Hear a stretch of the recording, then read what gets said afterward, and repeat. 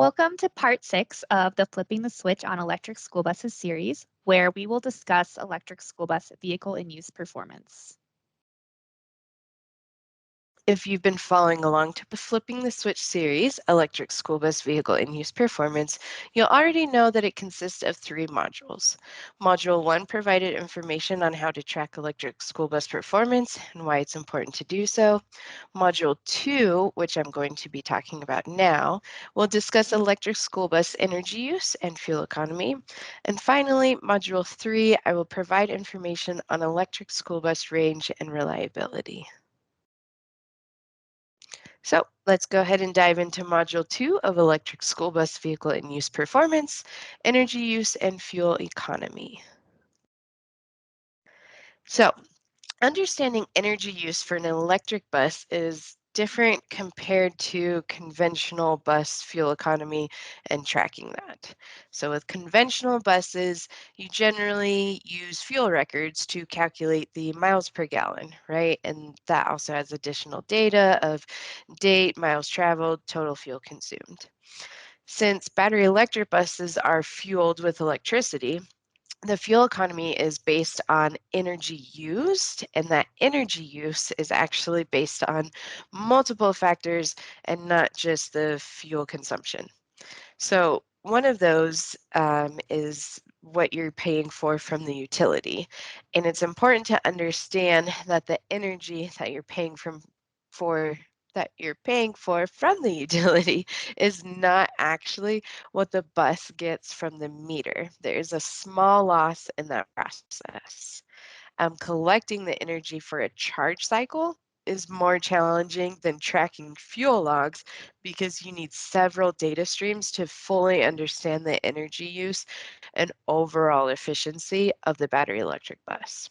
So the common data streams that a charging cycle and the energy needed are based on multiple things, including your utility bills and charging infrastructure, as well as data from the duty cycle on energy use and efficiency. So those utility bills provide total energy for charging during the billing period in a kilowatt hour. And it's important to have the charging system metered separately from the rest of the facility in order to break out that information and understand those costs.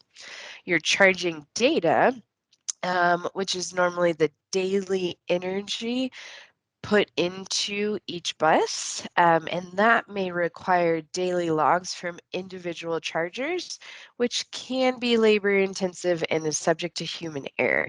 So it's nice if you, again, can work with your charging provider and be able to download and log those data.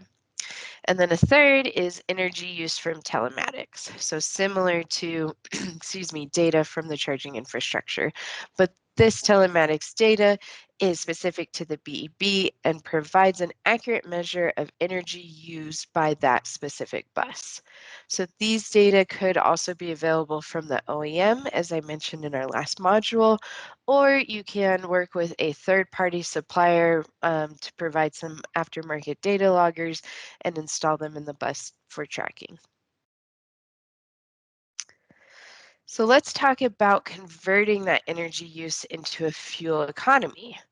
So battery electric bus efficiency is typically represented as a kilowatt hour per mile. To compare this energy use to conventional buses, we need to convert to miles per diesel gallon equivalent, assuming that your baseline technology is diesel. If it's another fuel, you'll just have that fuel gallon equivalent. So for this example, we'll be focusing on diesel. And the conversion factor for diesel gallon equivalent to 1 kilowatt hour is 37.64. Therefore, to convert energy use from kilowatt hour, you first convert it to the diesel gallon equivalent using that conversion factor, and then you divide it by the miles traveled within that diesel gallon equivalent energy to understand what the energy use would be in miles per diesel gallon equivalent. So again, this is taking your energy and converting it into a diesel gallon equivalent, assuming a diesel bus is your baseline technology for comparison. Now, There's also another factor whenever you're converting your BEB efficiency, and that is the amount of electricity, because the amount of electricity that you pay from the utility is not actually what the bus gets from the meter, because there's a small loss in that conversion process.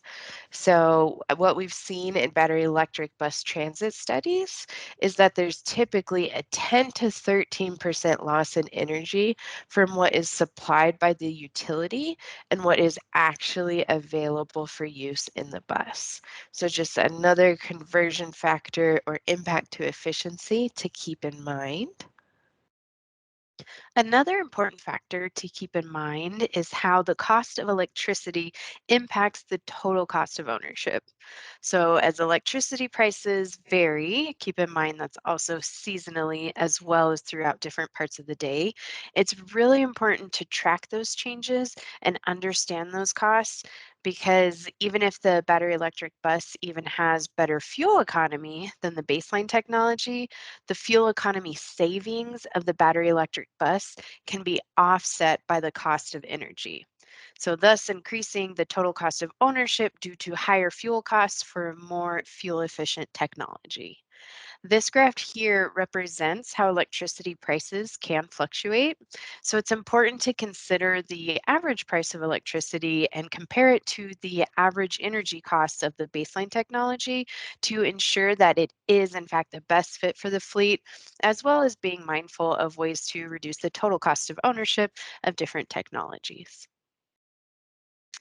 Because the energy used by a battery electric bus is based on several factors for a single charge cycle. So again, you want to be mindful and track all of those that impacts the battery electric bus energy use.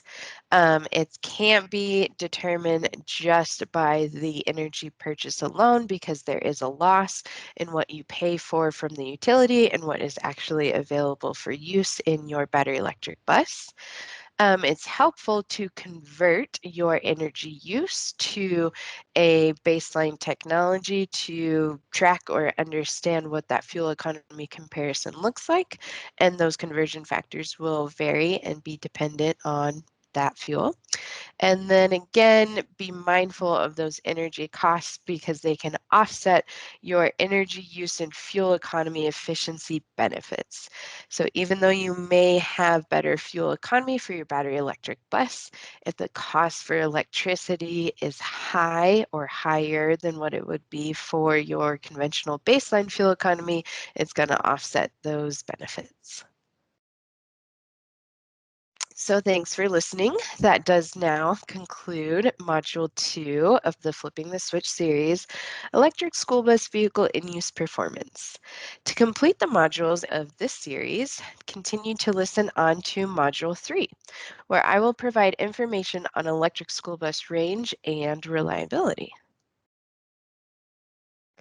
And remember that you can find the content for the Flipping the Switch on Electric School Bus series, including each part of the series and associated modules, as well as handouts with a summary of information and links to all those resources mentioned today on the Alternative Fuel Data Center's Electric School Bus page.